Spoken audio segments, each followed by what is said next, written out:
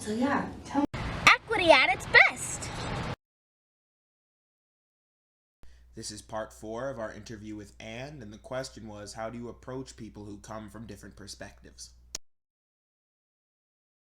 I've been talking to, my partner is brown and queer and one of the most courageous, inspirational people I've ever met, and he does a really good blank face too, like one of those faces where I'm like, what are you thinking? And I think another piece of white privilege might be that you're not good at doing that, like, because you haven't had to a lot. And so that's another thing I've been practicing is like, because it is a powerful tool, right?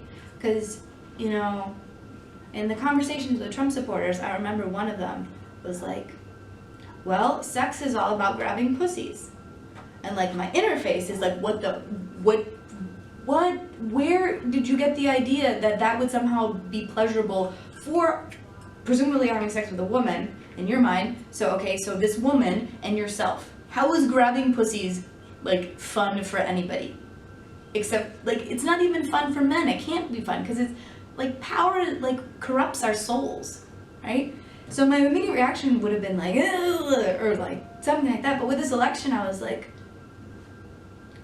well, let's talk about that sentence. Like, have you taken classes on consent and what consent looks like? What's the purpose? You can get into conversations about like anything then when you practice the face of not fully reacting with your range of emotions on with your features. So that's what that reminded me of, is having that moment of realization that like something in me changed with this election, and it's still changing, and I'm still figuring out what it means for me. But I've noticed a lot of my white friends and my white family, all of us are kind of going through this, because a lot of us were the progressive, white, urban, the good whites, right? We were the good whites. The bad whites were the hicks, all the name calling we made up, right? The hillbillies, all these things that are really pretty classist. They're pretty mean too. Like, white people made up those stories to divide themselves, the good whites from the bad whites. And then we left them behind. Like, our country learned from it, and from that we got into all these frank conversations around race. White people got good about talking about race again. A lot of us were better in the 60s and 70s at talking about whiteness. And then we forgot those stories. We forgot that the KKK is still the white thing and it's still happening. And so my hope is that the history books and our education books very quickly will be teaching the story that really is true, in the sense, I don't think there's ever one truth, so I don't want to play into that, but like deep down as human individuals, when we are deeply connected to the notions of equality that we say we believe in, we can see the white supremacy that just got power. And I really hope with social media, with projects, like it sounds like you're doing a cool project, like youth are doing amazing work and using these tools, half of which I don't understand, like, and I'm probably only 10 years out of, my undergrad, but they're using the power of education to transform things and to ensure we don't forget, and we can't ignore the body of evidence, right? So I hope our history books get amazing from this election, that I hope that someone entirely different takes power after Obama. I'm not gonna lie and sit here, like, I will be very honest. I hope we always understand that personal is political, the political is personal, whatever the mantra is, mix things up a lot. But I hope we always understand that as human beings, there's a fundamental part of us that is always political. And when we try and make those divisions, like we talked a bit about earlier, like education is objective and just this, and political is just this, if we fall down that path, we're missing that key linkage that's always there. We are people first, and some of us get involved in politics, and some of us get involved in education, but we're all still people, so we have to be having conversations. As someone in academia, I was here at Penn State, this is my 6th year here, and I can recall on so many occasions saying I'm white in rooms with all white people, and like people getting like irritated at me or like uncomfortable uncomfortable or like not wanting to talk about it, or me saying things and, you know, the reaction being, well, I'm not racist. And I think I've had that reaction too, right? Like, especially if a person of color that I don't know well, like, I feel like in my head, I'm like, oh, I'm not racist. So like, I don't know how to handle the situation. And with this election now, I'm like, oh shit, like, maybe I did just do something racist. I'm not sure. I'm not gonna ask them to teach me because that sounds whatever. But like, there's this whole literature on white allyship that like so many more white people are learning, and that's the transformational power of education. And the reason why I think all this is connected back to educational equity is like, how do you get educational equity? You build a more equal society. You can't delink those projects. Resources too. I was just talking to someone today like about like each one of us should have our own websites where we link to the things that inspire us, right? We find people and minds and ideas, and like that's how we bring beauty back. And in that beauty, like that requires education in the deep, like we're always students and we're always teachers way. I really want to take on I hopefully will find some place to hire me to be a teacher. And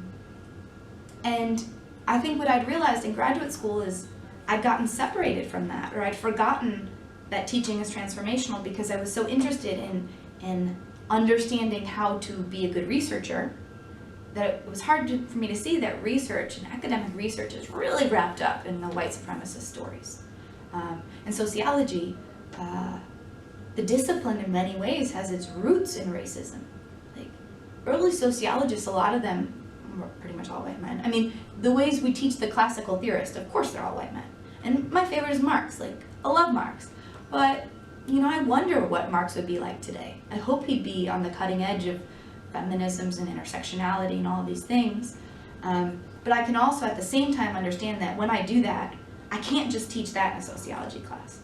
Because if I just teach the ideas of the early white men sociologists, and then the white men sociologists who made up all the literature on assimilation, I don't know if you've ever read any of that stuff, I really like immigration. It's one of my favorite areas. And when I started getting into it, I was like, there's something about this language that feels really like icky and like kind of weird. And there's a lot of the controlling for race stuff, or pretending, or erasing race within populations, like within Mexicans, pretending that all Mexicans and Mexican Americans are somehow the same, when in reality, like, look at what just happened in politics.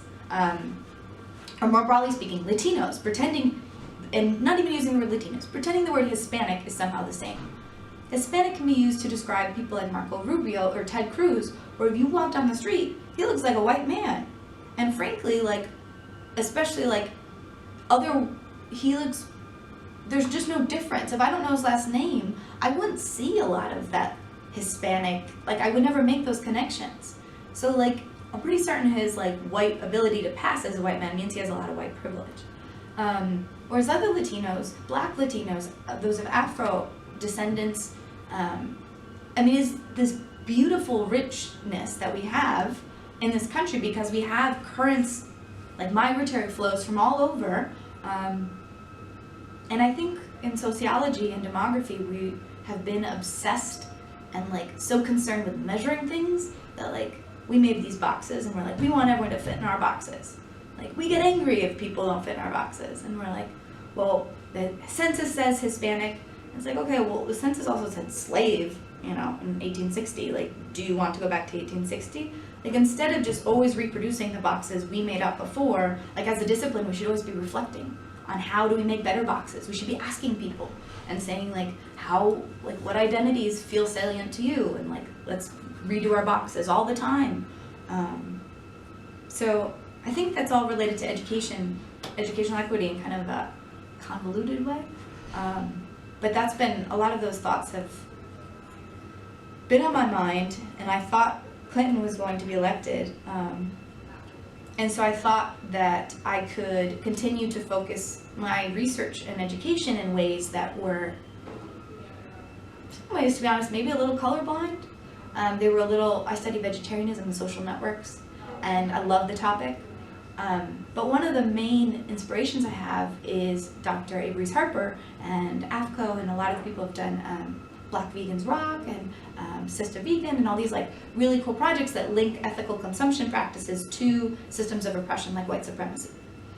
And like that's why I got into the research, but then it's hard to talk about race in an only white department, and I'm doing it in Argentina, and race means something even different there. They don't even use the word race in the same way. But one of the things I have been able to use, look at privilege there, so I can look at other kind of dimensions of privilege. But now it's like I just want to push all of my research and energies back over this way, because it feels like this country, we all need to be doing that. We can say them, and we're better able to make those connections, to feel connections to other groups, when we understand that at the deeper level we're all connected as humans through art and culture and expression. And education can be that transformation we need in our society. 38th Street School wasn't perfect, but it was a really cool experiment. Peace Works was we had like peacemaker badges you could get, but like we had mediation rooms you would go into and learn, and hopefully today schools, I think there are a lot of smaller schools doing that, but that also needs to have, right, the missing piece there that now I can see but I couldn't see then, was that they were almost all white teachers. And